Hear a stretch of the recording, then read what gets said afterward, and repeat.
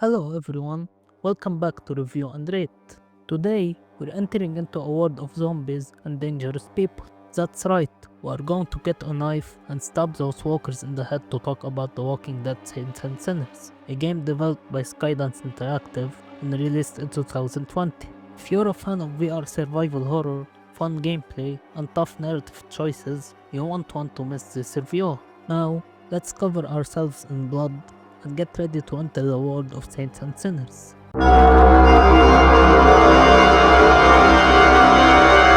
Saints and Sinners delivers fantastic VR gameplay that feels incredibly immersive and fun, especially because it's built specifically for virtual reality. The way this game works in VR is simply amazing. You can walk, run, and climb realistically, without relying on awkward teleport movement, which makes everything feel much more natural and immersive. Since this is a survival horror game, it includes all the systems you would expect. Your character has a health bar that can be upgraded by finding medicine, and you can heal yourself using bandages. Your health decreases when you get shot by enemy survivors or attacked by walkers. You also have a stamina bar, which drains when you run for long periods. I really like this mechanic because it adds realism and fits perfectly with the survival theme of the game. The inventory system is great as well. Everything you collect in the world can be stored in your backpack, which has limited space, except for ammo, which can be collected infinitely, and I am completely fine with that. You can upgrade and level up almost everything, including your health, stamina, and inventory size, by collecting supplies and using them for upgrades. You can also manage your supplies using the recycling system, which lets you break down items into crafting resources. These resources can then be used to craft weapons, ammo, food, medicine, and other useful items whenever you need them. Gunplay is excellent. Shooting and reloading weapons feels realistic and very satisfying in VR. You can also use bows and arrows, which are incredibly fun and allow for creative and precise headshots. What I really love is that you can use almost anything as a weapon. Knives, broken glass bottles, pans, and even spoons can be used to kill enemies. It doesn't make much sense, but it is fun and fits the chaotic nature of the apocalypse. Because the game encourages you to constantly try new weapons, all weapons eventually break after extended use. This is a great mechanic that pushes you to experiment instead of relying on one weapon the entire game. You can even shoot yourself, which adds another layer of realism and immersion to the experience. The game is mission based, where you follow objectives given to you. Sometimes it isn't very clear where to go, but the game provides tools to help guide you. I actually like this design choice because it encourages exploration and makes you think about how to reach your objective rather than simply following a straight path. There is a map that helps guide you through each mission, and it's very easy to follow. You also get a task list with simple instructions, along with drawings that show exactly where the item you need is located. To check your objectives, you have to physically grab the notebook from your body, which is a cool VR idea. But I found it a little annoying sometimes because the book can be hard to grab quickly. Still, it is a nice immersive touch. If you are ever unsure about what item you need to collect, important objects glow with a purple light, making it very clear what you should pick up. I thought this was a great feature. The level design is good overall, but not amazing. Most locations feel very similar in terms of layout and atmosphere. I really wish there was more variety, like a large city area, because constantly doing missions in small towns can start to feel repetitive after a while. The death scenes are very well done. When you die, blood splashes across the screen, and if a walker kills you, you get a brutal animation of it biting you until you die. It makes death feel intense and unsettling in a good way. When you die, all of your supplies are dropped where you were killed, and you have to go back and retrieve them on your next attempt. This makes the checkpoint system feel fair and rewarding, and in my opinion, this is exactly how checkpoints should work in a survival game.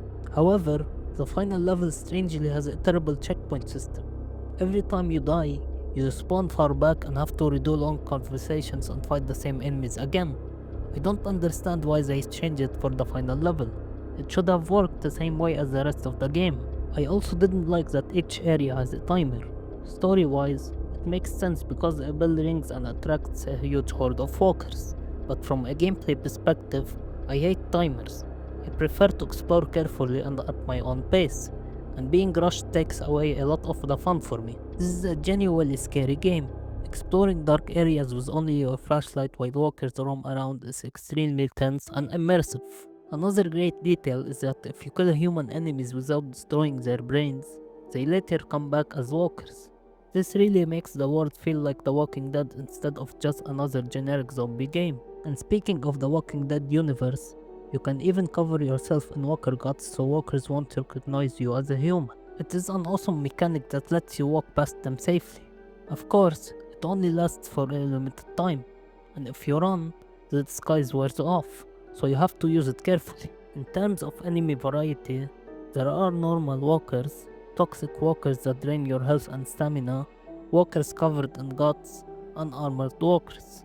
While this fits the story, I think the game could have included more types, like stronger armored walkers to make encounters even more threatening. Walkers do some really great things in this game. For example, they can break down doors, which leads to a lot of great jump scares when they suddenly burst in on you. They are also attracted to sound, not just gunshots and hitting objects, but even running. If you sprint near them, they will hear you and start chasing you, which makes movement feel risky and tense at all times. However, there is a big problem with how walkers spawn. They often feel like they appear infinitely whenever you look away or leave an area for a short time.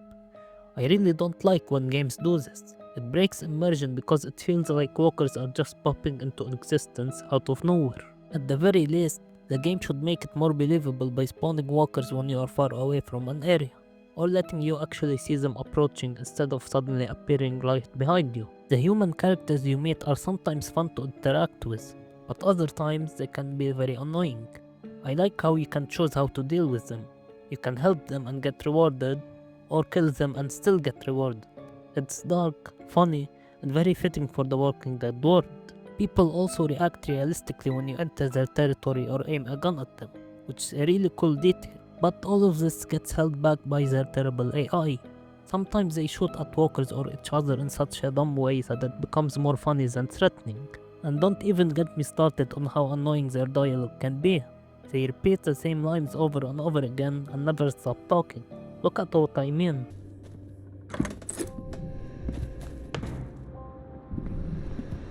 Heard something. What was that?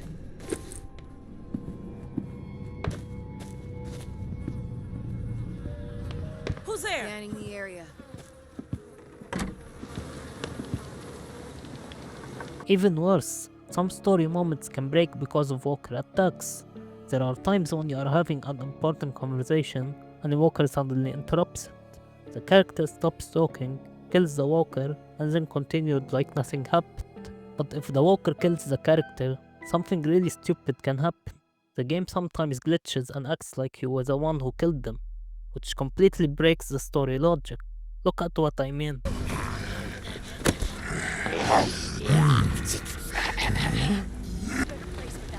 Loudmouth JV blathering over the airwaves.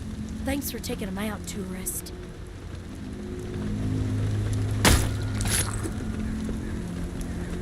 And one last thing I want to mention is something that really annoyed me.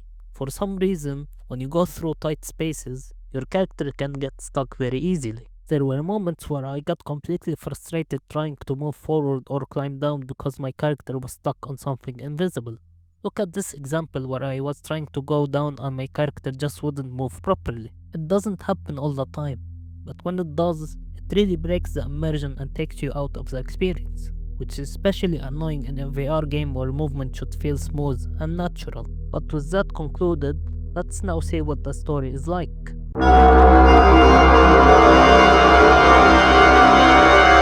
Saints and Sinners has a good story. It's nothing groundbreaking, but fits very well within the world of The Walking Dead and delivers the kind of narrative you would expect from this universe. You experience a story where your character is constantly faced with difficult choices in a world where both the dead, but especially the living, are extremely dangerous. You have to think carefully about how to survive, and your decisions truly matter. Your choices have real consequences, especially when it comes to who lives and who dies, and I really enjoyed that part of the game. However, there is one problem I had with the story. I really don't like the idea of your character being called the tourist. The game treats the tourist as if it's actually you in real life making these decisions, and the tourist is just a name for the player. I personally would have preferred if the main character was a real character with a backstory instead of just being the tourist, because for me, the tourist has no real personality, even though the other characters are well written. So here is how the story goes. You play as a tourist, and a man named Henry asks you to meet him at a cemetery. When you arrive, it's already too late.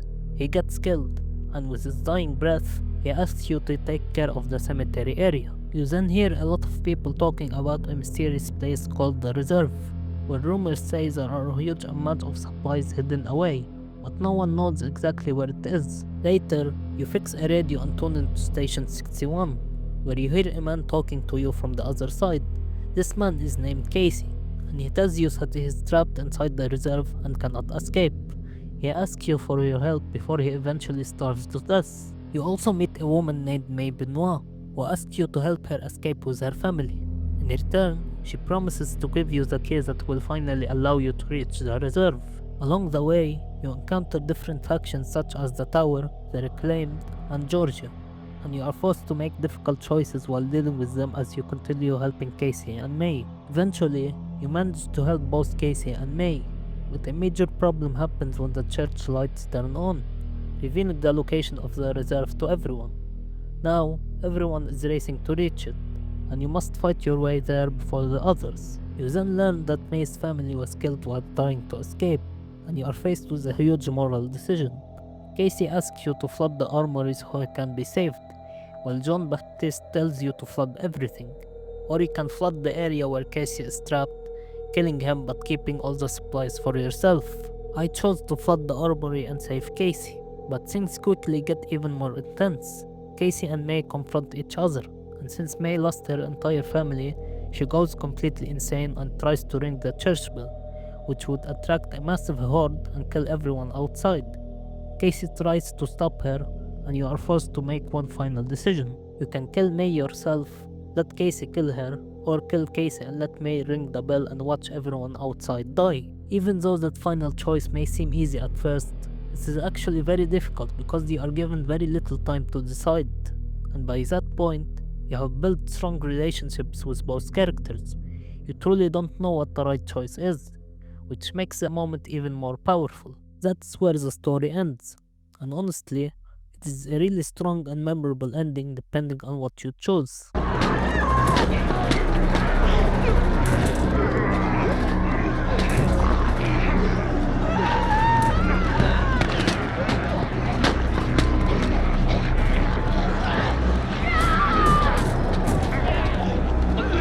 So now, let's move on and talk about the graphics.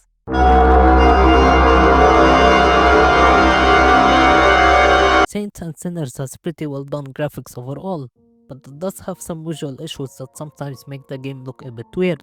The game has a comic book art style since it takes place in the comic universe of The Walking Dead.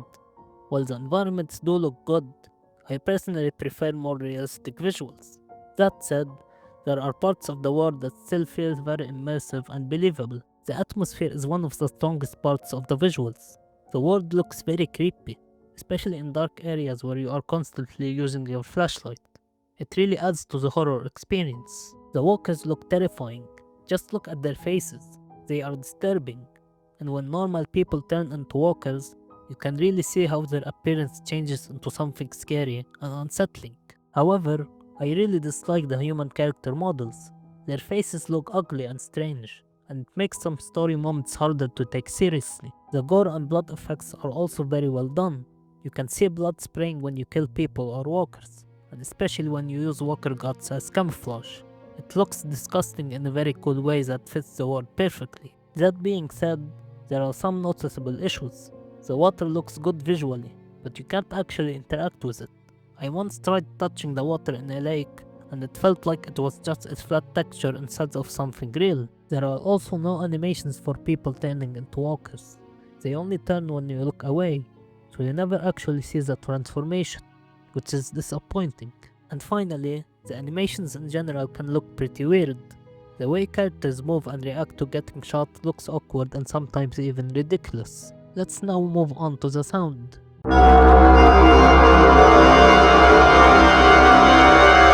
Sound design of Saints and Sinners is great and does an excellent job of building tension and atmosphere.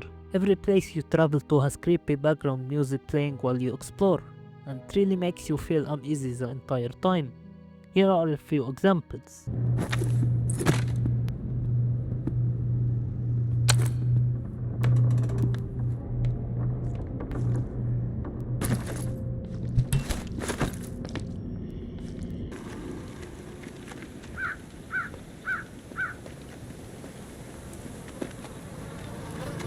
The weapon sounds are also very well done. Guns feel powerful, melee hits feel heavy, and every weapon has a satisfying impact. Just listen to them.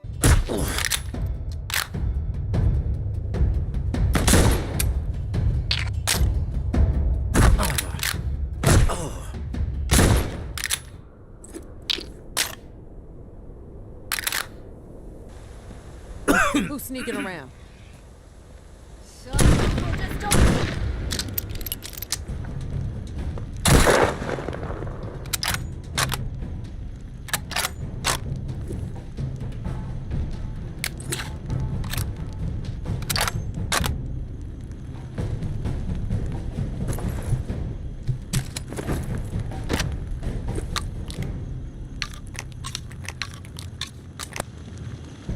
You're like a fucking mosquito that. The walkers sound terrifying. Their growls, footsteps, and breathing are especially creepy, and when they spot you or start wandering nearby, it really makes your heart race.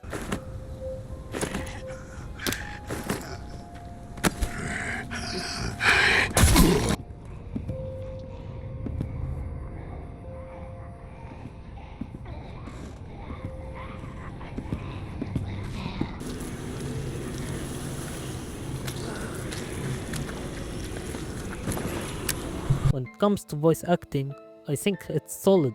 It's nothing mind-blowing, but it's definitely not bad either. The characters sound believable, and it really feels like real people talking in this world. Oh, it worked! Holy shit! Thank you, tourist! Oh, for a second I thought... never mind. The door unlocked. I'll head up and meet you in the church.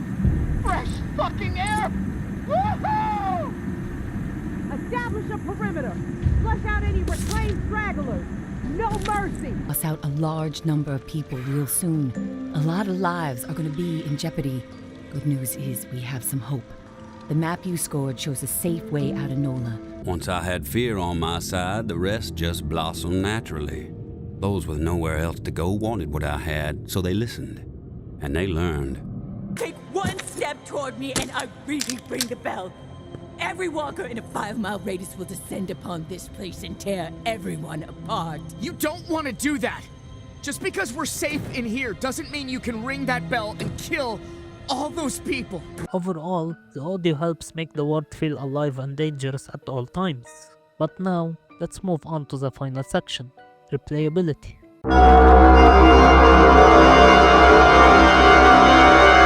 Saints and Sinners offers a good amount of replayability, but may not keep everyone engaged forever. You can play the Trials mode, which is a survival mode where you fight waves of walkers using weapons you craft along the way. It's a fun challenge and a great way to test your combat skills. After finishing the main story, you can also play the Aftershocks DLC, which is a side story focused on collecting supplies from different locations. It helps you progress faster and gives you more reasons to revisit familiar areas. You can return to the same places you explored before to collect more supplies, craft better weapons, and upgrade your gear. Walkers and enemy survivors keep spawning, so there's always something to fight while you scavenge. However, once you've upgraded everything and unlocked all the weapons, the game can start to feel repetitive. At that point, it feels like there isn't much new left to discover. So now, let's summarize everything with my overall impression.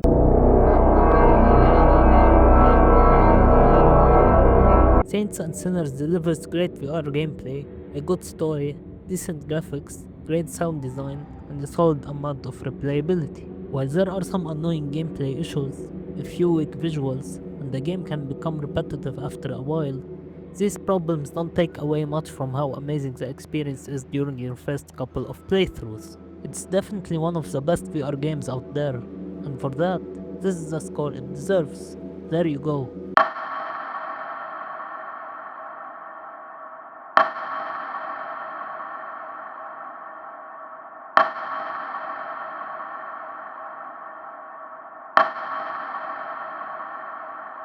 Don't forget to like and subscribe for more insightful review videos. Feel free to share your thoughts on whether the points I've raised resonate with you or if you have a different perspective, and leave your suggestions in the comments about which game you'd like to see reviewed next. That's it for today. I hope you enjoyed this video and thank you all for watching.